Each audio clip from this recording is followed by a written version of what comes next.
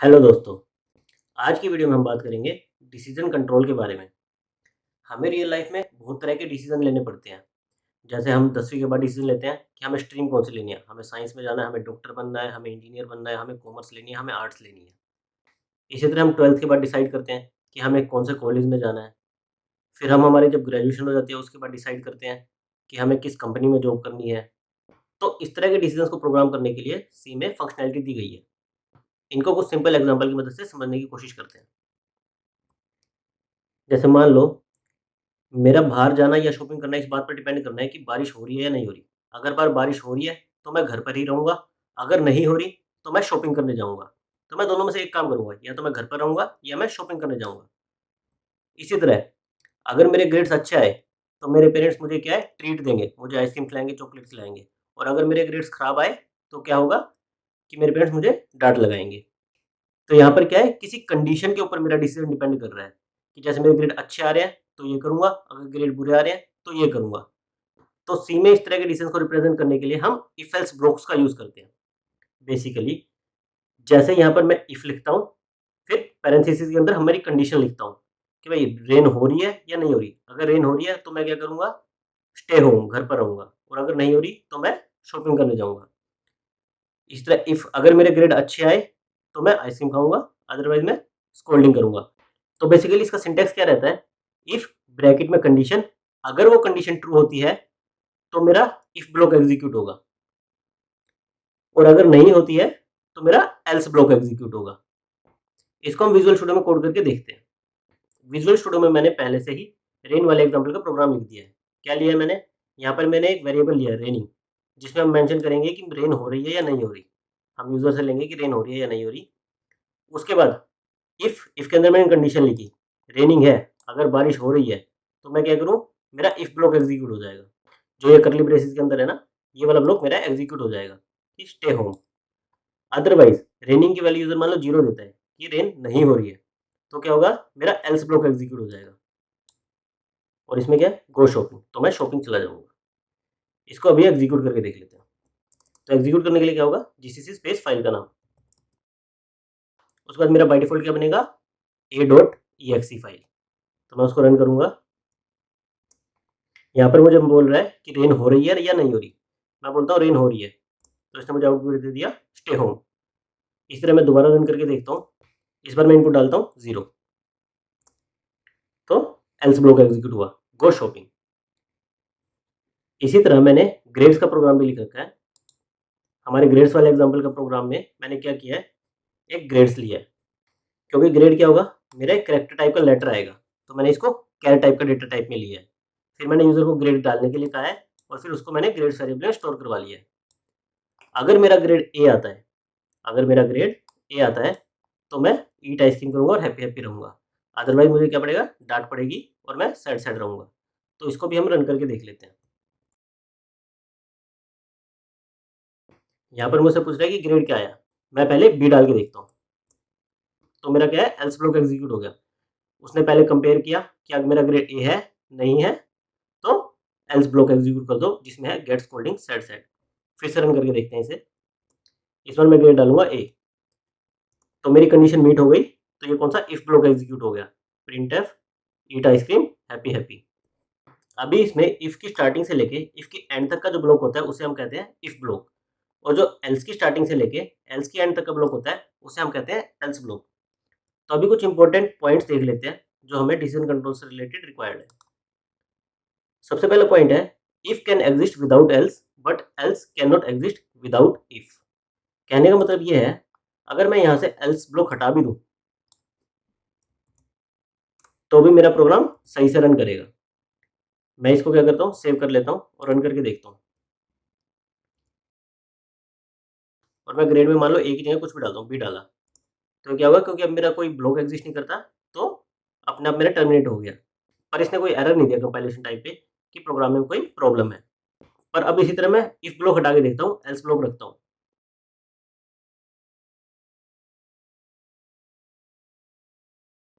अब इसको सेव करके कंपाइल करके देखते हैं।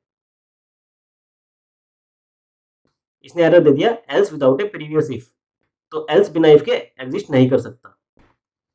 सेकंड पॉइंट देख लेते हैं, you can use any number of if else blocks in a program. हमने इसमें एक इफ एल्स ब्लॉक यूज किया था, हम कितने भी यूज कर सकते हैं, कोई लिमिट नहीं है इस पर। इन सी, 0 is considered as false and rest everything as true. For example, if you give 5 for raining variable, it will still be considered as true. तो हमारे रेन वाले प्रोग्राम में चलते हैं, इसको एग्जीक्यूट करके देखते हैं।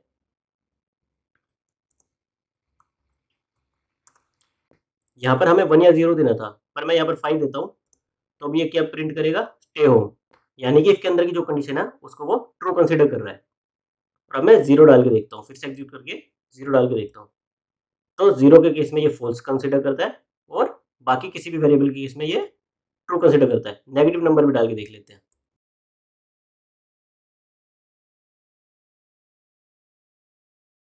इसमें भी इसने क्या किया, स्टे होम, इफ ब्लॉक की कंडीशन को प्रिंट किया। तो सी में कोई भी अगर नॉन जीरो नंबर है उसको ट्रू समझा जाता है और 0 को फॉल्स। पर हमें अगर एग्जैक्ट कंपैरिजन चाहिए होता कि रेन की वैल्यू अगर 1 आए तभी वो कंडीशन को ट्रू समझे, अदरवाइज फॉल्स समझे, तो उसके में मुझे क्या करना पड़ेगा, कंपैरिजन ऑपरेटर का यूज करना पड़ेगा।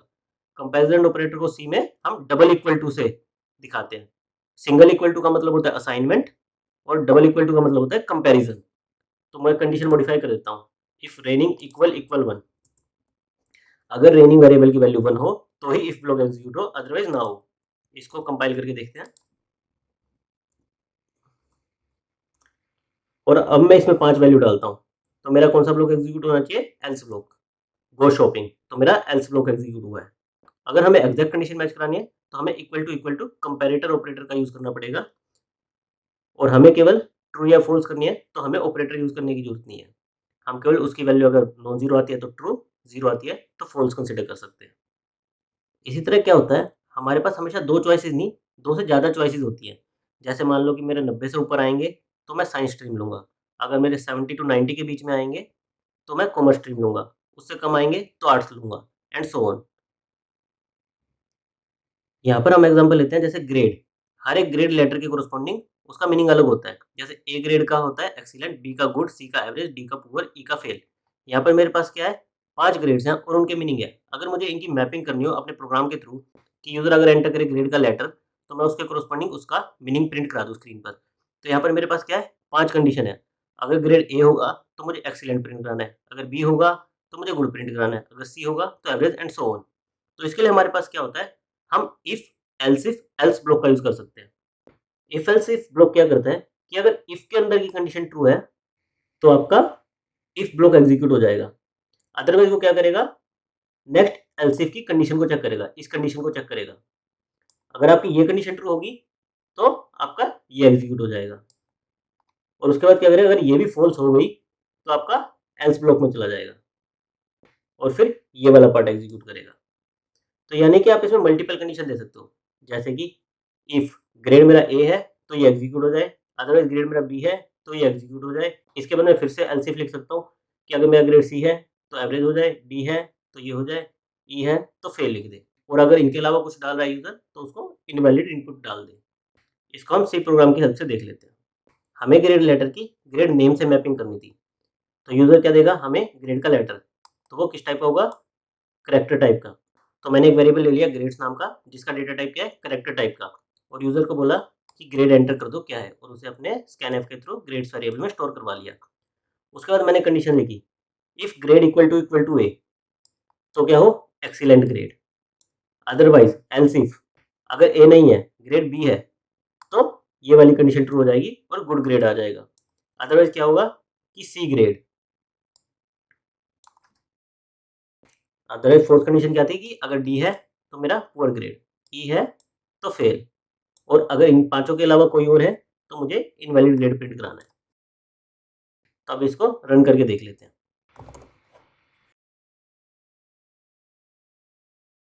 ये मुझसे पूछ रहा है एंटर ग्रेड, मैं डालता हूँ सी। सी की हमारी मैपिंग किससे थी, एवरेज से, तो इसने एवरेज प्रिंट कर दिया। मैं फिर से इसको रन करता हूँ और इस बार मैं डालता हूँ एफ। एफ हमारे पांचों ग्रेड में ही था, ए बी सी डी किसी में भी नहीं था, तो हमारा एल्स ब्लॉक एग्जीक्यूट होना चाहिए, इनवैलिड ग्रेड। एक बार और रन करके देख लेते हैं। इस बार मैं ग्रेड डालता हूँ बी, तो इसने क्या किया, बी की हमारी मैपिंग किससे थी, गुड ग्रेड से, तो गुड ग्रेड प्रिंट हो गया। आपने यहाँ पर एक बात नोट की होगी कि जो भी कंडीशन ट्रू होती है केवल वही ब्लॉक एग्जीक्यूट होता है। जैसे कि यहाँ पर मेरी बी वाली कंडीशन जब ट्रू हुई थी तो केवल बी वाला ब्लॉक एग्जीक्यूट हुआ था, बाकी सारी कंडीशन इसने स्किप कर दी, सी डी ई इसके नीचे वाली सारी कंडीशन स्किप कर दी। तो ये क्या होता है, म्यूचुअली एक्सक्लूसिव कंडीशंस होती हैं कि जो कंडीशन ट्रू होगी केवल वही वाला ब्लॉक एग्जीक्यूट होगा, बाकी सारे ब्लॉक्स स्किप हो जाएंगे। तो ये पॉइंट आपको नोट करना है। आई होप कि आपको डिसीजन कंट्रोल हम सी में कैसे करते हैं इसका आइडिया लग गया होगा। और प्रैक्टिस करने के लिए जैसे हमने ये ग्रेड्स मैपिंग का प्रोग्राम देखा अभी, इसी तरह हम क्या कर सकते हैं, मंथ मैपिंग का प्रोग्राम बना सकते हैं। बेसिकली मंथ मैपिंग प्रोग्राम में क्या रहेगा कि यूजर आपको एक नंबर देगा 1 से 12, हमारे 12 महीने होते हैं ना, तो यूजर आपको कोई भी एक नंबर देगा 1 से 12 के बीच में, और आपको उस नंबर के कोरस्पॉन्डिंग मंथ का नाम प्रिंट कराना है। जैसे 1 के कोरस्पॉन्डिंग जनवरी, 2 के corresponding February and so on. और अगर यूजर इन 12 के अलावा कोई और नंबर देता है तो आपको क्या प्रिंट करवाना है, invalid month. So guys, do practice this program. Thank you.